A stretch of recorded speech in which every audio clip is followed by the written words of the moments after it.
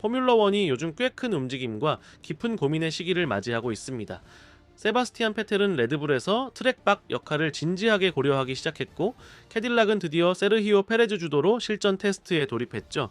한편 막스 베르스타펜은 여전히 이 종목 최고의 재능 중 한 명이지만 2025년에 드물게 실수를 인정하면서 최고조차도 자신의 실수로부터 배운다는 걸 보여줬어요. 그러니까 좋아요 한번 눌러주시고 구독도 잊지 마세요. 지금부터 하나하나 함께 살펴보겠습니다.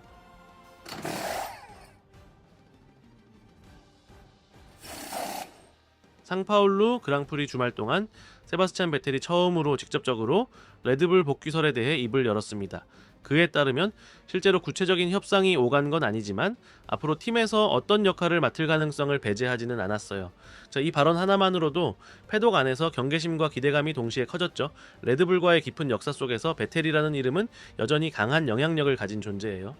베텔은 현재 레드불의 조직력에 대해 깊은 존경을 표했고, 크리스티안 호너나 로랑 매키스 같은 인물들에 대한 신뢰도 언급했어요. 그리고 여전히 레드불과는 감정적으로도 기술적으로도 끈이 이어져 있음을 분명히 했죠.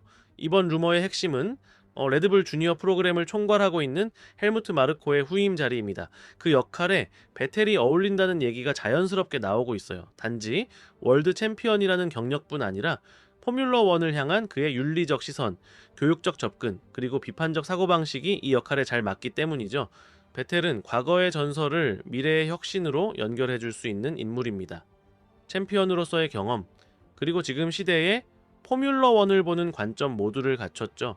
하자르, 이와사, 로슨, 린드블라드 같은 유망주들을 다듬고 다음 베르스타펜을 걸러낼 수 있는 안목도 기대할 수 있어요. 레드불의 경쟁적인 DNA를 유지하되 좀 더 장기적이고 공감력 있는 리더십을 보여줄 수 있는 인물이 바로 베텔입니다. 현재 레드불은 조직 내부적으로 변화의 시기를 겪고 있어요. 구조는 여전히 강하지만 세부적으로는 조정이 필요하죠. 이런 상황에서 베텔 같은 인물이 들어오는 것은 상징 그 이상이에요. 기술적인 깊이, 팀의 철학, 그리고 외부와의 신뢰까지 모두 아우를 수 있죠. 다만 베텔 본인도 잘 알고 있습니다. 이런 역할을 맡게 된다면 단순한 마케팅 얼굴이나 명목상 자리여선 안 된다는 걸요. 진짜 책임을 가지고 참여해야 의미가 있다는 걸 그 역시 인식하고 있어요. 그래서 결국 중요한 건 타이밍이에요. 레드불이 역사와 비전을 모두 품은 인물을 데려올 수 있는 이 기회를 얼마나 전략적으로 활용하느냐가 관건이죠.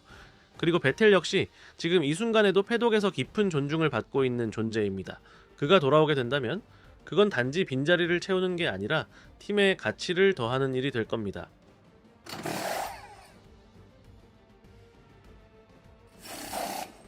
캐딜락의 포뮬러1 데뷔가 한 걸음 더 가까워졌어요. 2026년 데뷔를 앞두고 첫 번째 트랙 테스트가 이몰레에서 진행된 겁니다. 테스트를 맡은 건 세르히오 페레스였고요. 그가 몰았던 차는 2023년형 페라리, 그러니까 SF23이었어요.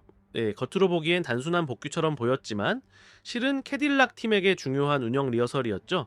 이 테스트는 이전 시즌 차량 테스트 규정에 따라 페라리에서 엔진을 제공하는 조건으로 FIA의 승인을 받은 거였어요. 차 성능이 목적은 아니었어요. 이미 기술적으로 구식인 SF23이었으니까요. 진짜 초점은 캐딜락 팀 스태프들의 적응과 훈련에 있었어요. 현장에는 캐딜락 팀원 약 20명이 투입됐고 여기에 페라리에서 온 30명의 엔지니어들이 함께 했어요. 처음부터 모든 걸 새로 시작하는 팀이잖아요. 그러니까 실제 그랑프리 주말처럼 움직여보고 사람과 프로세스를 점검하는 이런 테스트가 얼마나 중요한지 아시죠? 팀 대표인 그레이엄 로든도 단도직입적으로 말했어요. 이 테스트의 핵심은 단 하나, 모든 팀원이 포뮬러1 카를 다루는 근육의 기억을 갖게 만드는 거라고요. 기계적 루틴을 몸에 익히는 거죠. 타이어 워머를 다루는 법, 타이어 교체, 뜨거운 엔진을 다루는 감각, 그리고 무엇보다도 빠르고 정확하게 움직이는 습관까지요. 이런 현실적인 접근을 보면 캐딜락이 장난으로 시작한 프로젝트가 아니라는 게 느껴져요. 저 예전에도 포뮬러1에 뛰어들었다가 그 준비 부족으로 무너진 팀들이 꽤 있었잖아요. 그런데 이번엔 달라 보여요. 먼저 배우고 그 다음에 싸우겠다는 자세, 게다가 페라리의 기술 지원까지 받으니 기반도 훨씬 더 단단하죠. 한편 페레스도 이 프로젝트에 꽤 들떠있는 눈치예요. 중장기적으로 포디움도 가능하다고 말했어요. 물론 시작은 쉽지 않겠지만 이몰라에서 보여준 모습만 봐도 이 팀 진지하고 계획적이라는 게 느껴졌어요. 만약 이 흐름을 꾸준히 이어간다면 캐딜락은 초반에 흔들리는 신생팀의 전형적인 실수를 피할 수 있을지도 몰라요. 물론 2026년에 곧바로 강팀이 되긴 어렵겠지만요. 하지만 지금처럼 차근차근 준비해 간다면 머지않아 그리드에서 충분히 존재감 있는 팀으로 자리 잡을 수 있을 거예요.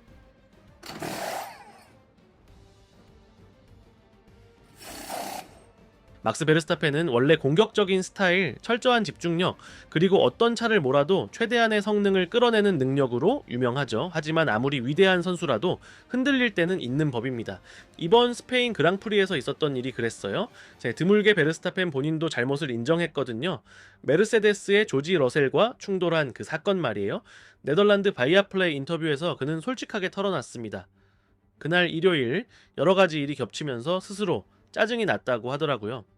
세이프티카 상황에서 하드 타이어를 껴야 했고 마지막 코너에서 실수하고 르클레르에게 추월당한 데 이어 트랙 밖으로 나간 뒤 러셀에게 자리를 돌려주라는 지시까지 받았죠.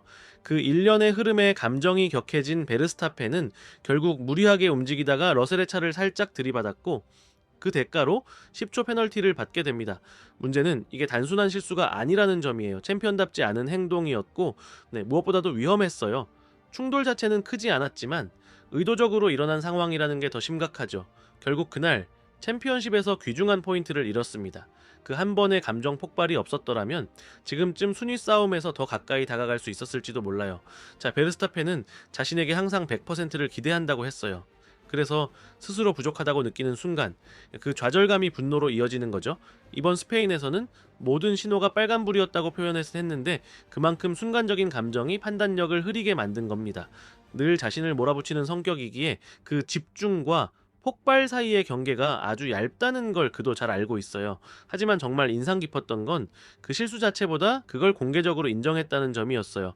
평소 비판을 깊이 있게 받아들이는 스타일은 아닌 베르스타펜이 이번엔 성숙하게 배움의 순간이었다고 말하더라고요. 비슷한 상황이 다시 온다면 다음엔 훨씬 차분하게 대응하겠다고도 했죠. 이런 자기 성찰을 보면 그가 단순히 빠른 드라이버를 넘어서 이제는 팀의 리더로 성장하고 있다는 게 느껴져요. 속도만으론 부족하다는 걸, 위기 상황에서 어떻게 대처하느냐도 중요하다는 걸 그가 깨닫고 있는 거죠. 이번 실수는 비쌌을지 몰라도 이 경험이 다음 시즌엔 더 강한 베르스타펜으로 돌아오게 만들 겁니다. 다른 드라이버들 입장에선 더 무서운 상대가 되는 셈이죠. 이번 베르스타펜의 태도 여러분은 어떻게 보셨나요? 댓글로 의견 남겨주세요. 그리고 영상이 마음에 드셨다면 하이프 버튼 한번 눌러주시고 좋아요, 구독, 알림 설정까지 부탁드릴게요. 결승선 채널은 매일 새로운 이야기로 찾아옵니다. 출처는 모두 설명란에 있으니 참고하시고요. 시청해주셔서 감사합니다. 그럼 다음 이야기에서 뵙겠습니다.